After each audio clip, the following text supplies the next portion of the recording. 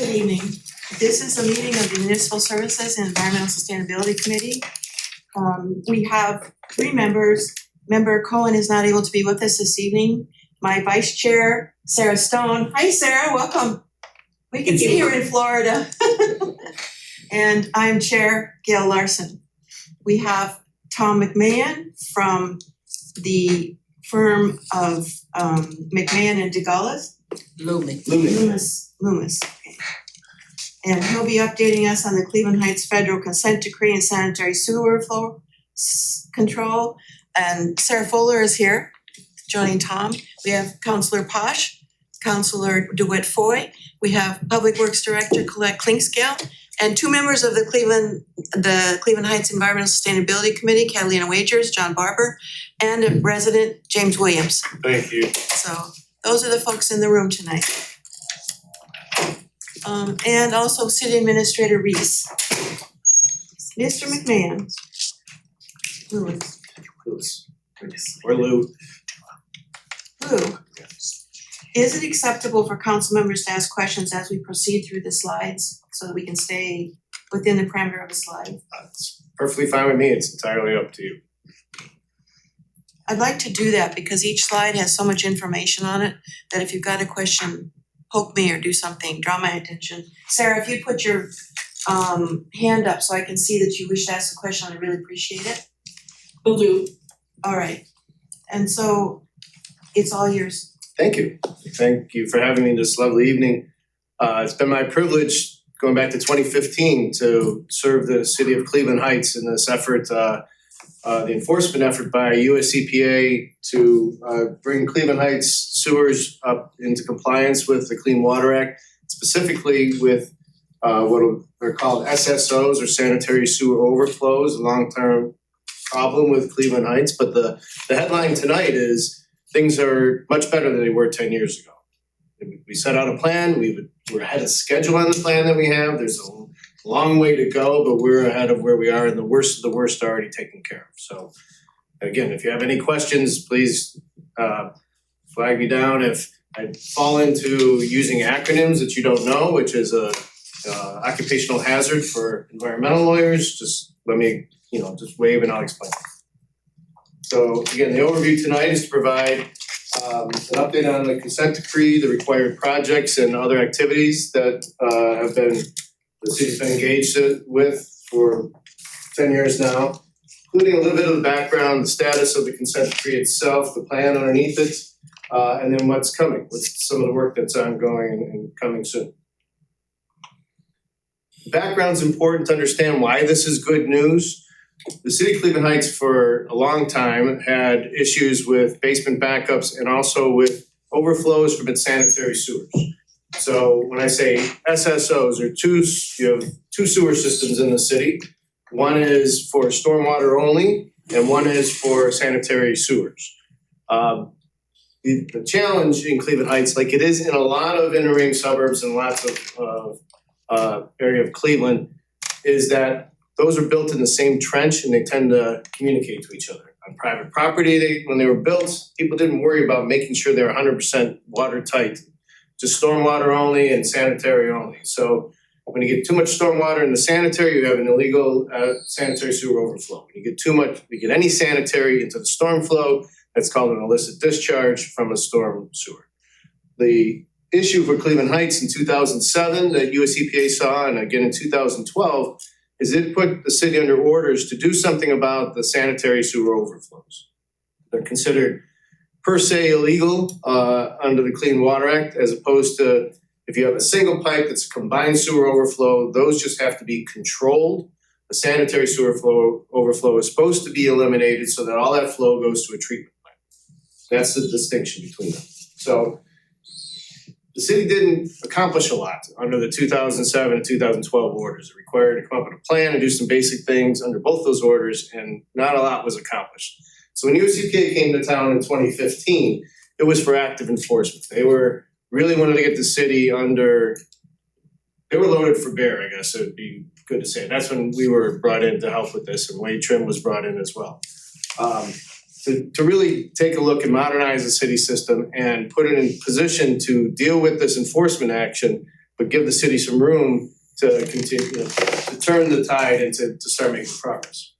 So in 2017, after about a year and a half, 2 years of negotiations, we ended up with a partial consent decree. The partial consent decree basically required the city to come up to do a lot of studies. This is what's called the Sewer System Evaluation Survey and Reports. 2 phases of that, intensive look at what are the sewers, get a better idea, use a lot of, clean the sewers, monitor them, what type of sewers are they, look at the condition of the manholes, a lot of things that we had to do that hadn't been done on a systematic basis for a long time. So with all that, then once you characterized and figured out what the sewers were, then you had to monitor them to know where the flows were coming and going, which ones were overflowing, which ones, how much they could carry and what type of rain, and build a model of that. And Wade Trim's built an excellent model for what's really difficult to model. Again, these sewers that are in the same trench are difficult to put a good mathematical model to. So there's a challenge, but they've got a good one that's been very important for prioritizing our work and what our solutions are. The consent decree required us to then come up with a plan, what we call the Integrated Overflow Control Master Plan, IOCMP. You'll see that through this presentation. That's the plan that the city set for itself and submitted to US EPA under the consent decree that said, here are the projects that we're going to do for the type of overflows and issues that we have, and here's the schedule that we're going to do them under. Those were the requirements of the plan that we have. And it has to be based on what the city can afford. The affordability, the financial capability side of it was a very important component of all of this. So there's annual reporting and also annual cleaning and system inspections that the city's been doing, which have been actually a great benefit. I think, Colette, you would confirm that the city's phone calls for basement backups are way down than they were 12 years ago. So that's a big benefit to the city from this ongoing cleaning and investigation that had been done. So again, this is specific to the consent decree 2017. These were the 3 main goals. Really to get rid of the SSOs first. Those are the ones that happen and deliver the most pollution to the environment. And that's what those other original 2007, 2012 administrative orders were focused on. So get rid of the SSOs. And also then ensure that the remaining sewers throughout the city had adequate capacity in let's just say a decent sized rain. So they weren't subject to overflowing. Even if they weren't an SSO, they had capacity, they wouldn't do basement backups, they would perform the way they should. And then get rid of those cross connections between the 2 different sewers. Keep the storm in the storm, keep the sanitary in the sanitary. And that is a ongoing challenge all around the Cleveland area because so much, at the time these houses were built, a lot of that mixing happens on private property.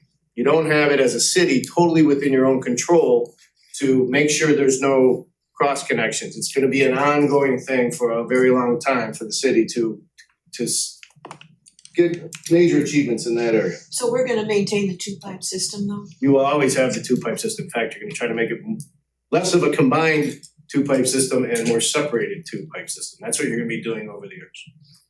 Right? Because you have a separate permit that lets you run your stormwater. And that's when it says reference to the MS4. That's Municipal Separate Storm Sewer System. That's a stormwater permit that the city has too. So you have that obligation, and then you have your obligation to run your sanitary system. Okay. Could you talk a little bit more about the mixing that's happening on private property and potential fixes to that? Sure, it's a real challenge because I was literally just reading some old engineering treatises this afternoon, believe it or not, because they have this issue with many clients. And the big thing with even when you separated sewers up until maybe the 60s was there was a concern about making sure you moved waste quickly. There was less concern about waste overflowing into the environment, but you wanted to get away from habitable areas quickly. So a lot of houses, by design, had at least one downspout connected to the sanitary as a flusher. Plus you have 100-year-old pipes underneath the house where groundwater can get into those segments, and once water finds a way, it tends to continue that way. So you're talking about undoing things on private property, you're talking about things underneath houses that you may never get.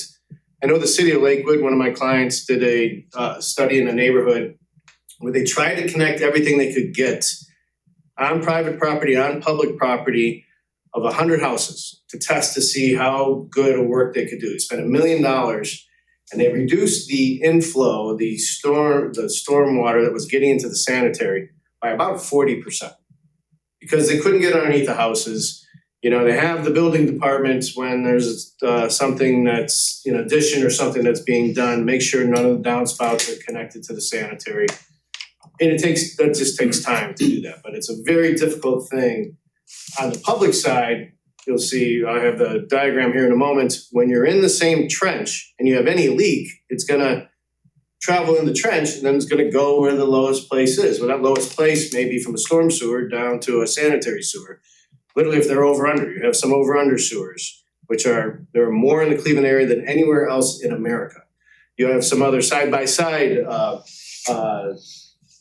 same trench sewers. They can communicate to each other. And that's just a really difficult thing to do. When you rebuild streets from the bottom up, you can separate them, you can separate the manholes, you can line some of them so they're better, and that lining lasts way longer than the materials they were built with. But it's just gonna be an ongoing project, like many decades. So I understand the fix for the downspouts, and, potentially disconnecting those in terms of the groundwater infiltration. So that's specific to a sanitary line that has been compromised and now you're getting groundwater infiltration there. Yes. And the only way to solve that is to replace the You line. can replace it, and with new PVC or something like that, it's not gonna leak the same way. Sometimes you can line it.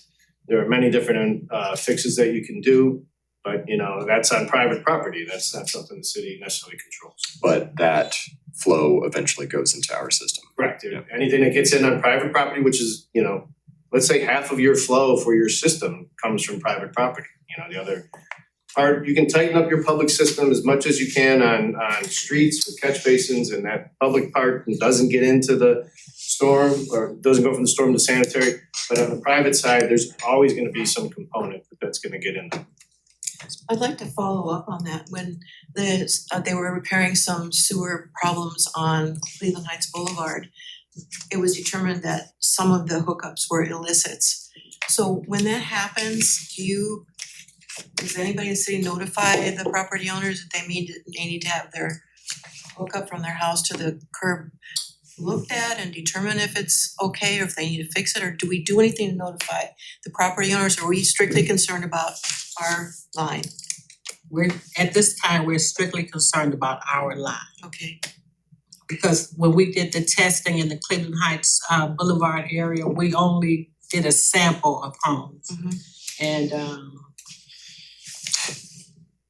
we ended up abandoning that job because it was going to need more work.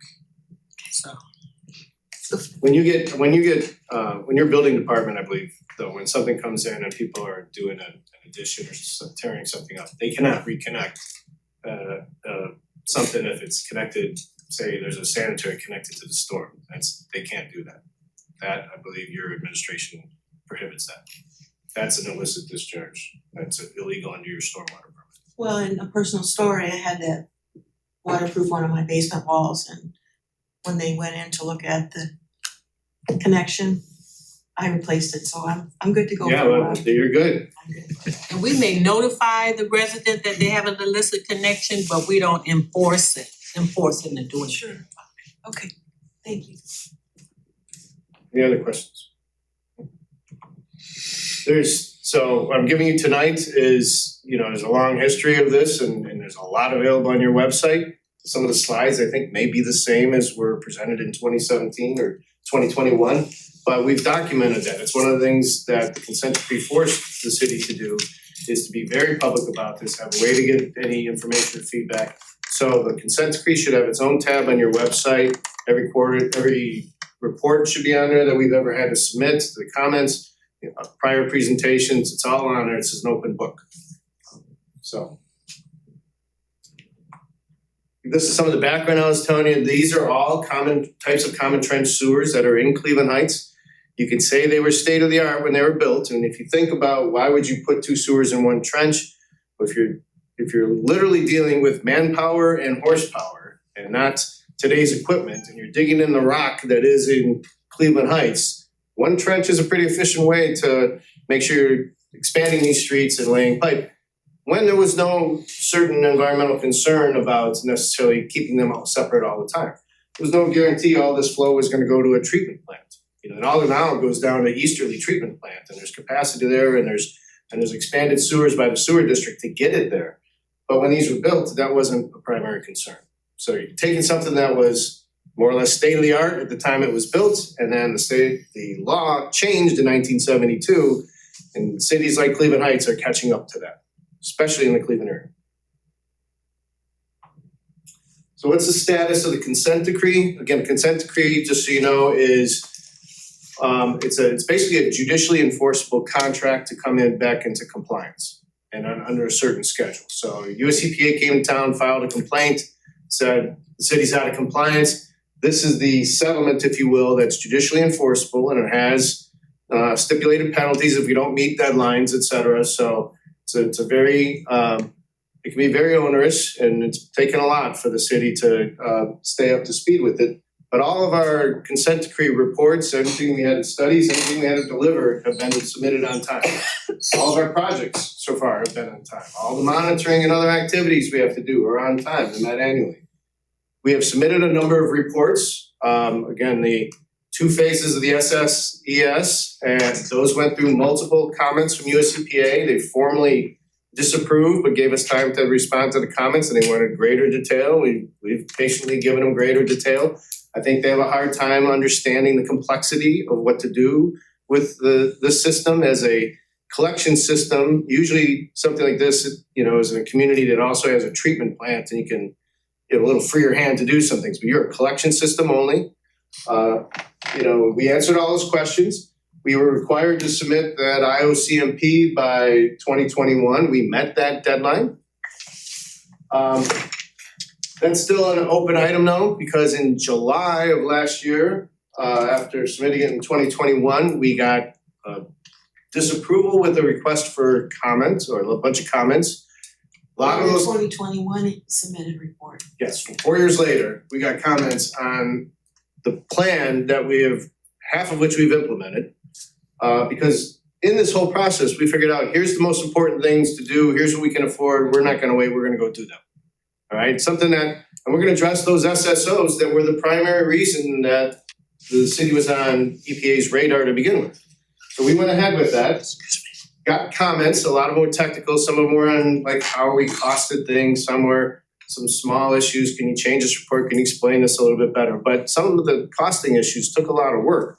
And that took us some time into January of this year. So we just submitted an updated IOCMP. So not only we had the whole thing, it's really amplified. Everything that is in there that we put in there originally is still there, but we got to tell the story about how much we've done in the meantime, how much we know, how things are better.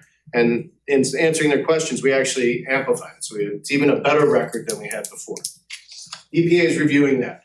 We don't know if they'll approve it. We don't know if they'll have more comments or questions. We're always glad to talk with them. We don't know when we would get them if we did get more comments. We're going ahead with the work that we set out for ourselves because it's the most important work to get done. This is then to drill down, this is a lot of the work that Wade Trim has done. And just to tell you some of, again, specifics about the system and some of the projects that are coming up or have just happened.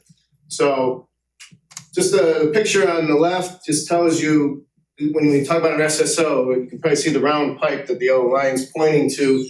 That's what it is. It's a pipe that comes off your sanitary sewer. When it gets too full, it dumps right into the creek, right there at 9 Mile Creek. All of them have been posted. It was one of the things we had to do to warn people if you're tramping around in those areas. This is on the right is something you'll see often if you look on the website, because this is the map of where the designated identified SSOs are. They all are numbered. They all have a project that's attached to them somewhere in the schedule. You see a lot of them were down along Fairmount because that's just how it was built. It was undersized and that's how it was built. So the green, happy to say, is that green are completed projects, which is the majority actually, more than that. The yellow are in process. They're in design and are in the near term. And then the sporadic red are just spread around, the ones projects that will have to follow up, and frankly, they're not the biggest overflow. You'll have a slide here in a moment that tells you the volume and on an annual basis, how much is coming out of those. So the worst of the worst are already taken care of. In 2021, we had 45 known SSOs, with 29 were overflowing during heavy rainstorms. So is 45 still the known number, and also how many of those are leaked if they're repaired or are leaking into Donebrook or Dugway or 9 Mile watersheds? This is why Sarah is here to help with this, but I don't know if you can tell from this map. There's another listing of what's been done and all the ones that are there. So, we're down to active, much less than the 29. I think less than half of that. The watershed that they leak to, so this would go, I think, to the lakes. Yeah, and the southern portion all goes to Donebrook, and then in the center all goes to Dugway, and then way on the north goes to 9 Mile Creek. But for the most part with these projects, once we put in, rerouting of the sewer flows, we'll leave the actual SSO there just in case. And then we monitor it after the project has been implemented. And so we're in that process now. How long will you monitor that? For now, we did monitoring in 2025, and so we're evaluating that information now. And then we'll make the decision of, are we continuing to do either more real-time monitoring, which is like, having a meter there, or doing block monitoring, which is checked after every rainstorm. So we're required to do post-construction monitoring to show that it worked, but we want to do it anyway because the reason they leave it open for some time is the last thing we want to do is make any conditions potentially worse for basement backups. That is the worst outcome, and that's what we don't want. Right, so if somehow what was built was too small and caused a bottleneck and that would back up, that would be a very bad thing. So, but once it's built, they can monitor it for a number of years and see if it's, if it's not going off and we're not getting basement backups than it did what it was supposed to. And we do block monitoring after each heavy rainfall of 2 inches, I believe. Yeah, and you have electronic monitors that you did a whole bunch of in 2025. Yeah, I'm the city administrator here. 25 years ago, when I was working for Columbus, we entered into a consent decree. Right. 10 years into it, we created Project Blueprint, which is using green infrastructure. And my question to you is, do you see that kind of an approach applicable to Cleveland Heights? And if so, can you explain it a little bit? Sure, that's a great question. And it was a big part of our discussion in 2015, 2017. Green infrastructure was a very hot issue. We talked specifically about how you have so many medians in Cleveland Heights, you have a lot of green space that you control, that there's opportunity for that. We wanted opportunity as we went through each of these to not bake in necessarily a defined result, but to kind of take each area where we could leverage a green infrastructure as best we could as part of the solution. Now, I will tell you, these SSO projects, a lot of those early ones that are being done are actually being piped from something like that opening to existing capacity in the interceptors that the sewer district built for that purpose. So that's these SSO control projects, basically the cheapest, best, fastest way to control those overflows was the kind of solutions that we've done in those. The next phases of what we're doing with the whole common trench areas and when you redo things, that's the real opportunity to bring in green infrastructure and keep water out of the storm system so it's not at risk of communicating with the sanitary. Columbus been the forefront of all that. They built the one tunnel and decided you didn't want to build another one and spend another $1 billion. You wanted to spend it on the surface. So you're taking a very aggressive approach that way. We haven't had that luxury because we've had to get the SSO projects done, but that's what's coming. That opportunity in designing that's coming. You'll see the map of the areas that are going to be under discussion. Great question. One of the things that we learned in the meantime about green infrastructure in the industry is green infrastructure is terrific value added in certain locales and certain projects. Green infrastructure has a hard time when you're trying to get the biggest storm in a year. Like it doesn't work super great when you're trying to get like the largest storm in a typical year for CSOs or maybe a 10-year storm. Because the problem is green infrastructure starts filling up whatever you have or gets saturated with the first rain. So it's great. It shaves off a whole bunch of events that would otherwise go into the storm sewer. But when you're trying to control for a really large event, it's really difficult to build enough green infrastructure, like I said, to stop these SSOs from going off because they only happen in the very biggest storms. So you basically, I don't know if you can do enough green infrastructure. It works in a lot of good places and to alleviate basement backup risk and other things, but you gotta do it in the site-specific areas. This is the schedule that we set out for ourselves. We're ahead of schedule for the projects we set up. You see how it's front-loaded through today, and a number of those are completed. The ones in green are completed, the ones in yellow are ongoing, and then the red ones are the sporadic ones that'll be the last ones. And you'll see when we get to the one of the later slides, they're not necessarily the worst offenders. So worked in an important prioritization here. So this is gonna go out to 2036. That's the schedule we gave ourselves. Part of the reason 2036 was put on there is because that is also the time that the Northeast Ohio Regional Sewer District consent decree should be completed. So that's when this phase would be over. We could see our way to doing projects over this phase without running our financial headlights. We could see that we could get this worst of the worst done. But since all your citizens are also ratepayers of the sewer district, subject to another consent decree that's, more than $2 billion and is gonna go out to 2036, we had a difficult time forecasting how much we could definitely commit to in this whole process. So that's why phase one goes through 2036, and then we'll have to schedule based on what we can afford then, what we could foresee. We also wanted to leave ourselves open to, technology has already changed in the 10 years we've been talking about this, and evaluate green infrastructure and evaluate some other things that there's some really interesting diagnostic things going on in the industry to find using temperature and other things to find where real inflow is. Because it's really hard to run a camera when it's really wet and that, you have a full storm sewer. So, do you have a question back there? Yeah, so I was gonna say, like, it sounds like this is sort of like a big pool.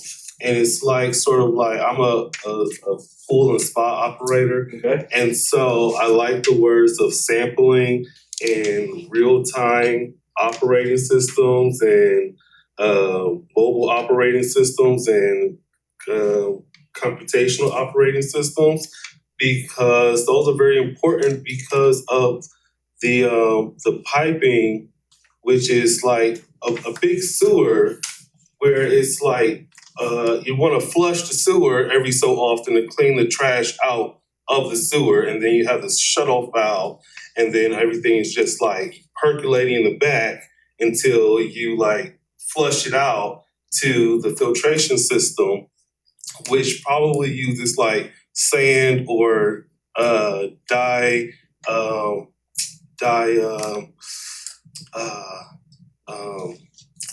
the other one. So Is there a question there, James? yeah, so when I get to it, so I want to know like what type of like testing should like we be looking for and using?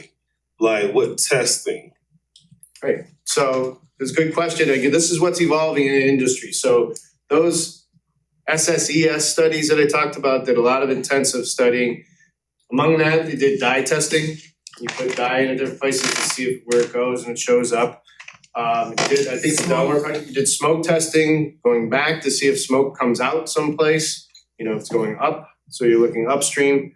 The cleaning and cammering has been a really significant portion of what we've been doing. So there's a database, and you can see you've been doing condition assessments all the way along now for 10 years. You've got, and it's all in GIS. So when the guys are out there, one of the things that this program started They all got tablets, and when they go check out a manhole, they're taking a picture that goes with it, and you can see things over time now and with detail.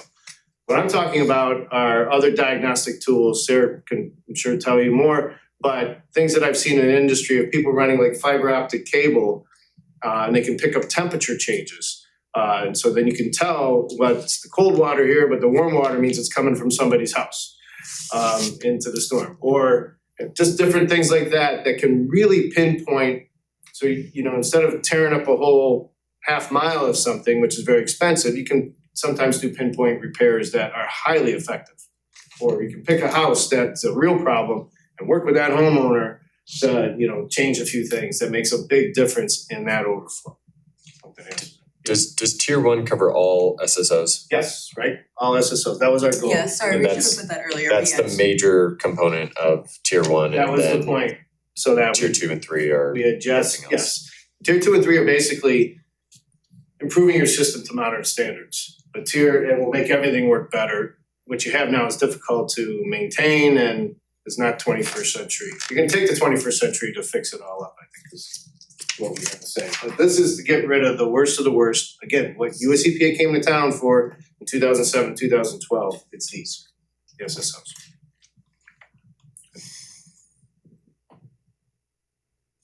Again, since submitting this, we've continued all the sewer cleaning, everything that's been required, and then systems that actually operating very well. Sarah's got a question. Sarah? Me just unmute. You just muted yourself. Just muted yourself, you were. We're good. Then you muted. There Okay. you go. Looking at the previous slide, the projects shown over time, I'm looking at some of the locations there, and those are residential streets. I wonder if you could just describe what kind of disruption on a small residential street the residents would expect. I have a constituent in one of these areas who's very happy that this project is about to happen, but ask me that question. Great, and I'm gonna defer to Sarah, just it depends. Lawyer answer is it depends. But what does it depend upon? It depends upon the type of solution that they're doing. If they're tearing up the street and putting in a brand new sanitary sewer, that's, Hampshire Road is the location, if that makes sense. do you know, Sarah? Yeah, so for those, and Colette, you can add on to this, I mean, we always try to phase the project so that it's as concise in certain areas as we can so that the residents are not inconvenienced for longer than needed, but with construction, you can always start with your best plans and then the project takes longer. So it really is on a project by project basis. I know that some of the projects, we've taken over the entire road, whereas in others, we've been able to keep one lane open. So it really is very project specific. I And we think, try to keep it open to through traffic, regardless of what type of work that we do. And we try to deliver city services around the work that's being done. So trash collection takes place at 6 a.m. in the morning on those streets. And they try to stay, it depends on what part of the street the trench is in. That would depend on how much disruption is done to traffic. specific to Hampshire, I'm sure they can follow up with you what the plan is for that project. And when the contractor starts their work, they do reach out to the residents and distribute information. So the residents get the information when the time is coming. Excuse me. Thank you. John? When the streets open for Hampshire, for example, can other work be done? Can we get lead lines addressed while the street's open, or is that just a unnecessary stalling? We don't control lead line replacement, that's done by Cleveland Water. And we try to schedule work so that Cleveland Water comes out and they do their work prior to the city doing any work on the street. Sometimes that's not possible because they have their work planned for decades into the future, but we do try to work with them. It just so happens on Yellowstone, when we actually did the work on Yellowstone, we replaced the water and the sewer line.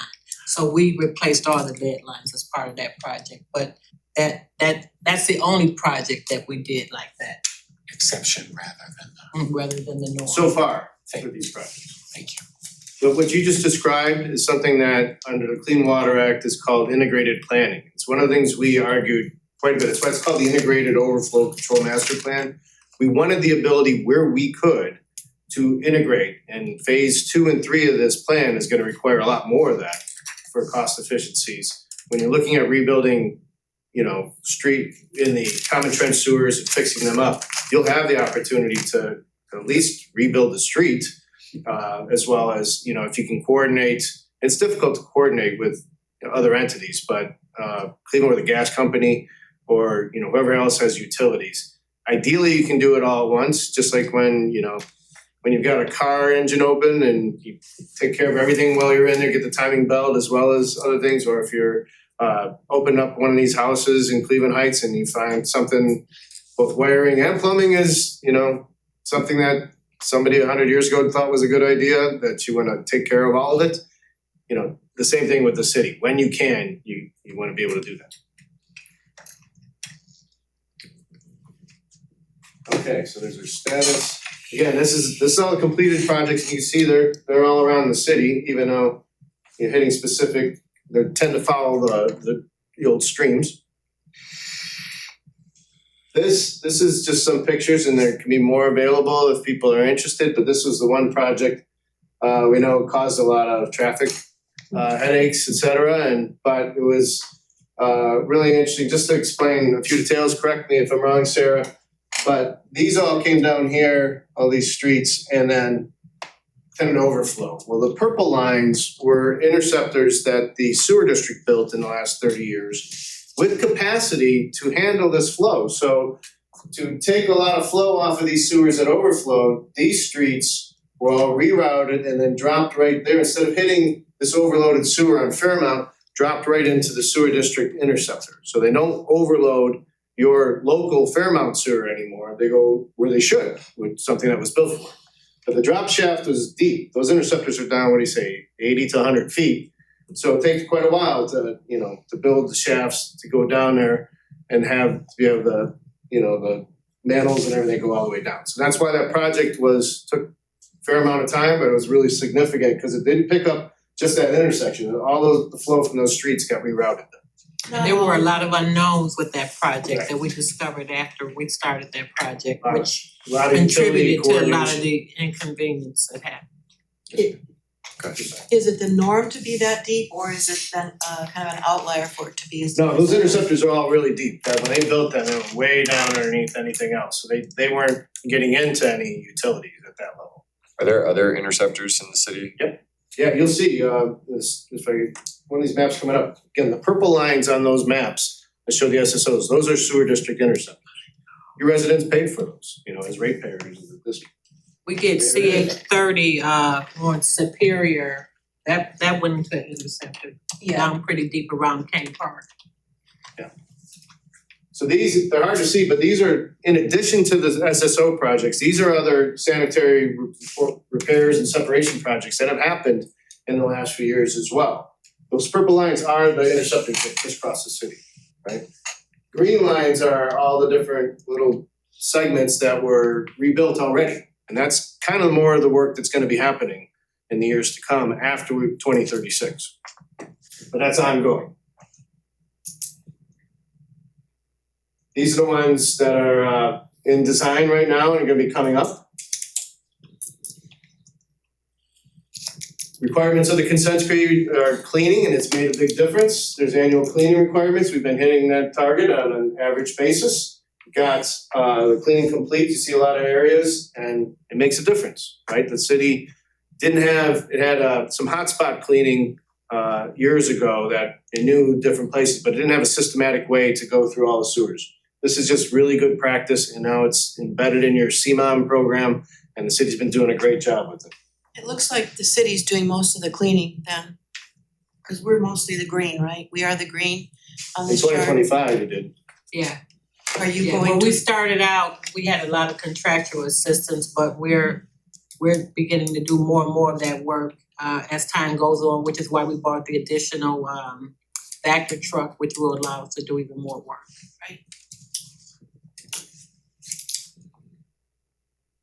These are the inspections, same thing, average basis, hitting all our targets, and these are the places where those inspections have happened.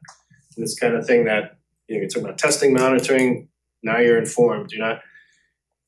From my own standpoint, this is just me, when I started doing this work in the 90s, there were a lot of communities, I'm not saying Cleveland Heights, most communities didn't know what was going on in their sewers. They just didn't, if the original person who helped build it had long retired, if it wasn't making the phone ring at City Hall, it wasn't probably top of mind.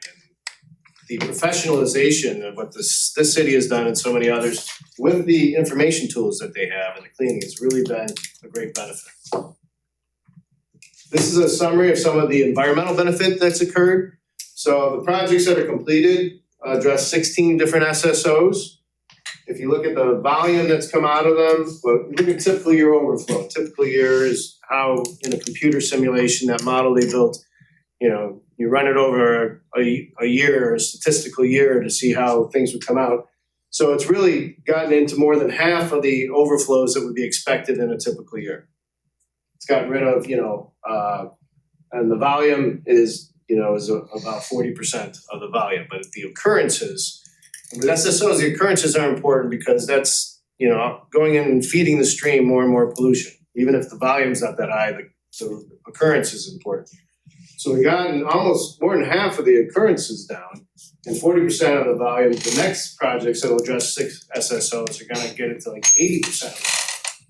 A little bit more, if you add another 86. So those, you can see those ones that are the sporadic last few to handle aren't the biggest problem, right? They're a few occurrences and small volume. So now going back to the whole plan again, just to give you the scope so you can see it. This is all in the plan and on the website. The tier 1 improvements were to control the SSOs. Other work's been happening, good ongoing work, including repairs, but this is the primary goal of what we committed to. Tier 2 is gonna look at replacing over-under sewers or what's the best solution for this. This is where it's gonna be important to get really creative. This is the biggest chunk of what's facing you. They're not necessarily illegal. We have an argument about that perhaps, but this is state-of-the-art, late 19th century, early 20th century technology, and you're in the 21st century and want to be Cleveland Heights in the 22nd century. So updating your sewers is going to be part of the whole equation. Can I ask you to explain now, not the whole city is not blue, Correct. and I'm wondering about the impact that it has when the crew is in these on these side streets, how these neighborhoods will be impacted. Is it this Well, different? this is up to them, but this is the blue, this is listed in tier 2 because these are the over-under sewers that are actually on top of each other. Of the Okay. 3 kinds of common trench sewers, these are the worst because they can leak directly into each other. The others there's like dividing wall or sort of in the same trench. They're not quite as bad. Tier 3 includes those as well. You'll see in a second. So all this blue is where you have this kind of over-under sewer. That, how do you deal with those? City of Lakewood, for example, is lining sewers and separating manholes. They're not rebuilding whole things, whole streets. When they do a street that has over-under sewers, which is most of their city, they're lining the one sewer. Sometimes they build a new sanitary sewer and they have to connect each house.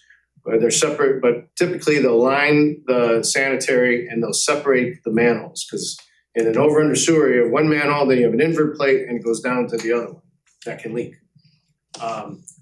So that's kind of the fix they're doing. That may be what you do here. There may be other ways to deal with that. So, but like Cleveland Heights may be able to Lakewood is trying to do everything all at once. When they got something open, they're trying to do all the infrastructure so it minimizes the intrusion for people. The question in the back. So Cleveland, under like the Jackson administration and Mike Belenzik was a big pusher of it, but they added like sub pump stations throughout the city to hold and to like help power and to distribute that water more effectively and efficiently. Could they use the same thing, or is that the same like principle that needed to be here? I don't know specifically there, so Cleveland has two things, City of Cleveland runs its local collection system, and then the sewer district owns all the interceptors and all the overflows. Cleveland's got a lot of issues, and they actually have a lot of flatter issues, particularly in the, downhill from you, they have, it can be very flat, and that's not good for sewers. Flat's not good, right? And if you could use more pumping to move things out of the way faster, that can be a benefit. You have the benefit here that things mostly operate by gravity. You're very much on a hill, and most of your sewers have no problem with gravity. So whether you add pumping or something like that, that's gonna be a case-by-case engineering analysis that they're doing. And every single project that they do, that they're looking at, they do more in-depth analysis as to what the impacts are gonna be in the street, what's the best solution, how can you marry it to other things if that's at all possible. They look at all those things, they do more monitoring so that, site-specific monitoring for the streets that are, when we get into tier 2 and what that's gonna look like. So that may be part of the solution, but it's all case by case. So we could connect them and help it power and push it out. You could, the problem is it's so leaky that if you push, where's it gonna go? Where are you gonna push it into, right? You gotta make sure if you're pushing it, it's gonna stay where you want it to go, and not go somewhere else. So again, it moves by gravity pretty well in this city, because you have quite an incline, coming up from the, all the way along the ridge there, all the way up to the eastern part of the city. Here's tier 3, so you can see not just blue is the over-under, because when you talk about, they're the worst, SSOs are the worst of the worst. Of the common trench sewers, the over-under are the worst of the common trench sewers. These are the other common trench sewers that are gonna need attention over time. And maybe it's lining, maybe there's other solutions, and there's gonna be solutions over time. You're not gonna do this overnight. You're gonna do this in a methodical way where that you can afford, that makes sense, where the worst problems are, where the worst basement backups are reported, what other streets you're going to tear up and then need to rebuild. You're gonna look at your street condition assessments and see how that all fits together. So Just on that map, do you happen to know the history on, because it doesn't look like a clear development timeline. It looks more Right. scattered. I know that, a lot of the city was built out around around the same time, but there are different, decades really that it was all built out. But why does it look like this and not a more consistent I'm gonna speculate here. I don't know for certain, because looking at other communities in the Cleveland area and when things were built, a lot of the streets were put in by the developers. The cities required the street. The city didn't put the streets in. So the developers actually kind of chose the technology within some boundaries. So sometimes they did the side by side in the same trench. Sometimes they did over-unders.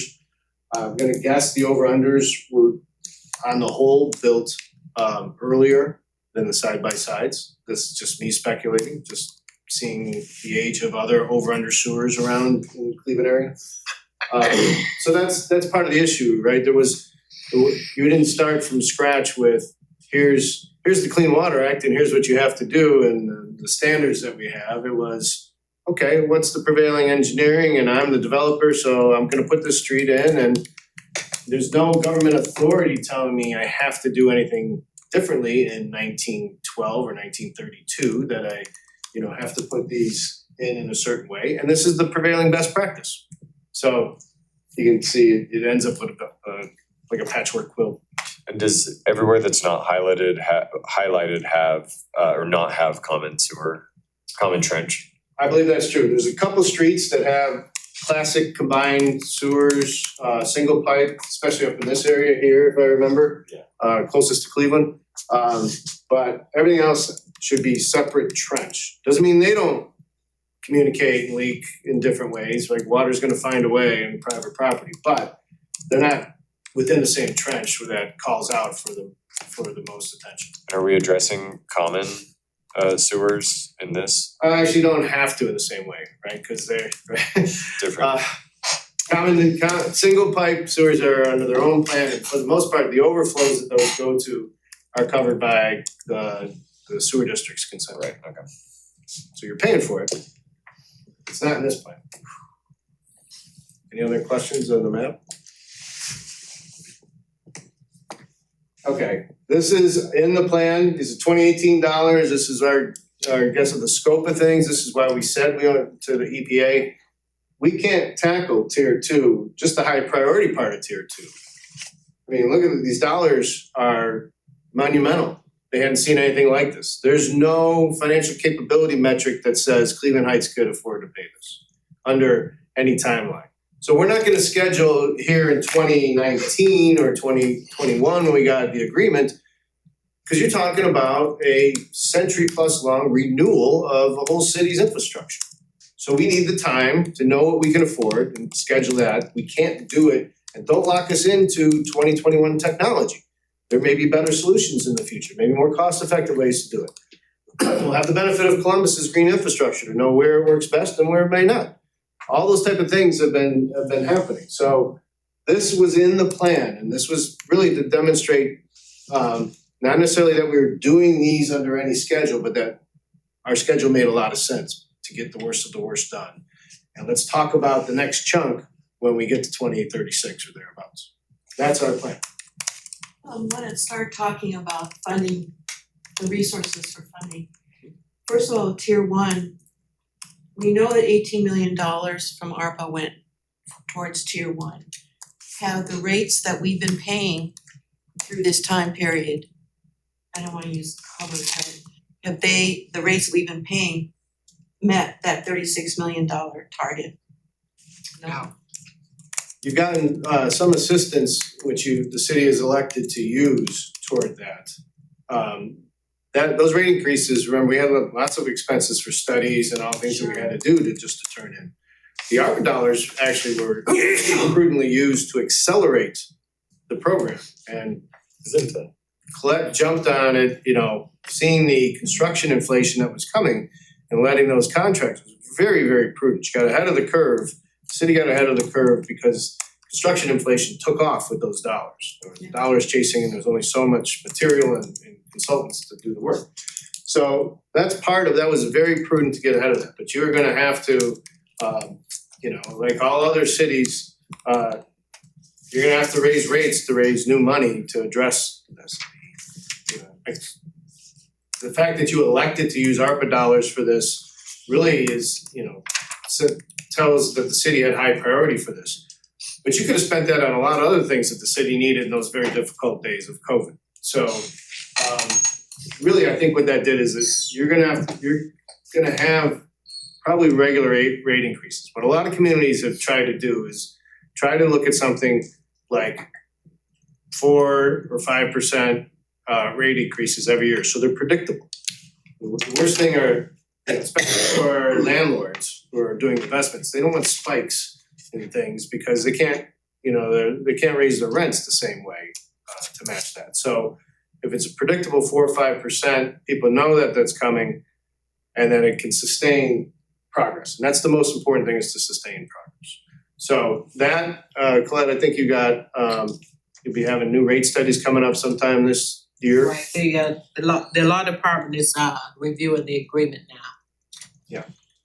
And will that just be for tier 1 expenses, or will we be looking further down the road into tier 2? Well, right now, we're looking at it over a 5-year period. Right. What can be done within the next 5 years and then 5 years after that? Usually rate studies are they may look out farther, but they don't recommend beyond 5 years, and it's often an annual thing or a few year thing for communities to set rates. Looking beyond that, again, if you did this in 2020 or 2018, did we know we were gonna have the inflation and that project costs were gonna take off the way that they did? And if you had set your rates just on the expectations of what things were in 2018, you'd still had to adjust in the future. So typically rate studies look out, but it's just a projection. You have to be nimble and look at exactly what things are in any given year. Do you know if the Northeast Ohio Regional Sewer District does the same thing? Do they look at it in chunks of 5-year time periods when they do a rate study? I believe so. Yes, they do. Mhm. Typically they do. Because they should be doing another one now, right? Or fairly soon? They've I'm not sure. traditionally looked at studies 5 years, and a lot of times it would pass rates out for 5 years. Okay. I think I'm not certain exactly what they they probably did the study for 5 years. I'm not certain they passed rates for the full 5 years last time they raised rates. You had a question over here?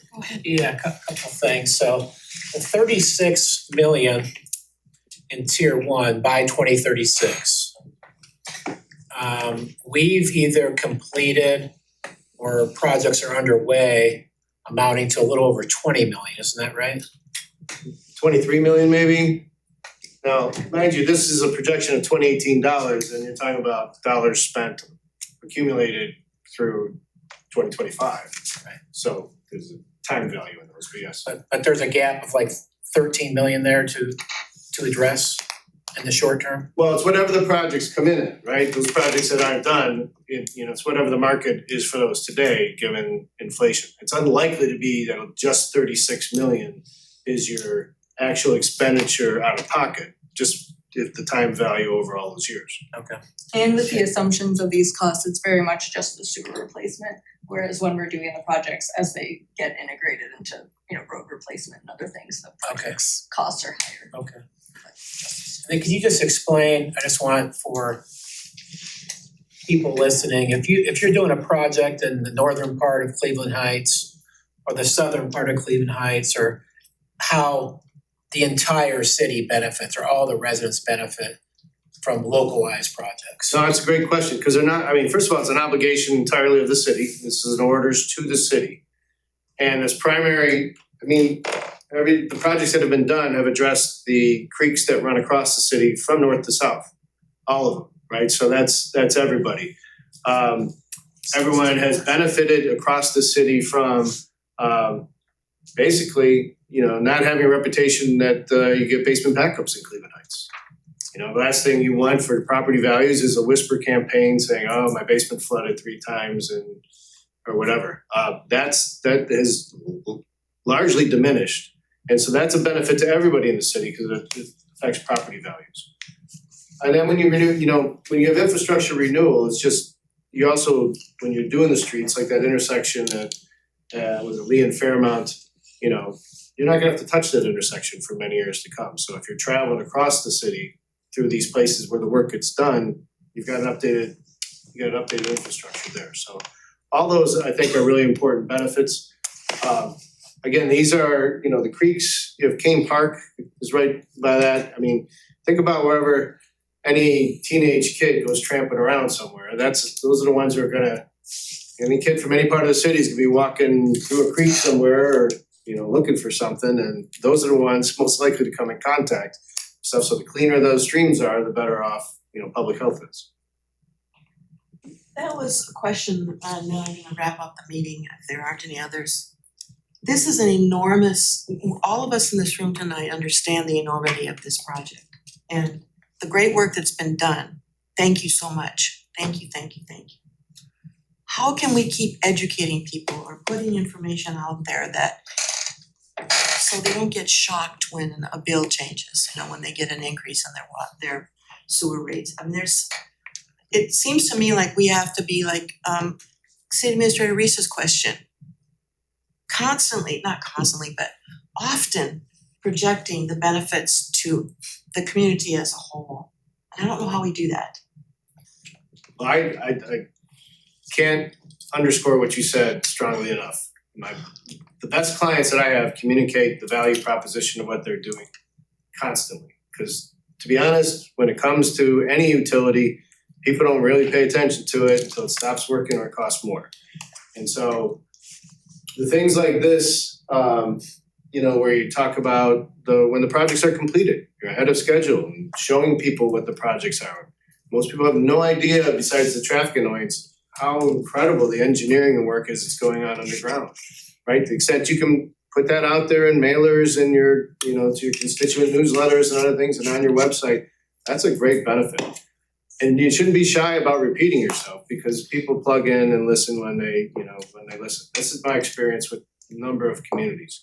So you get public meetings, people show up when they hear about a project coming, but you have to just constantly remind them that this is a great thing. And it is a great story for this city. To go where we were in 2015, looking down the barrel of an enforcement gun, and to have now a decade of excellent progress is a great story. Things are much cleaner and better running now than they were 10 years ago. So again, say it over and over again, I think, and not be shy about it.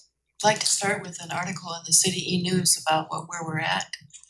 We're gonna be meeting internally with our community relations department and with some other departments to do more public information. That'd be great.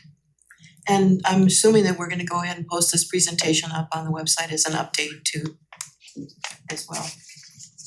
Anybody else? Thank you so much Thank you. for everybody that contributed and for staying and watching. I feel like this accomplished what we wanted to do, is to get the information updated, because most of us are new on council and we have quite a few new residents, and it just makes a difference when we share the information, especially the great news, the things that have been done already. So thank you for your work, appreciate you so much. And I'm going to adjourn this meeting at 8:02.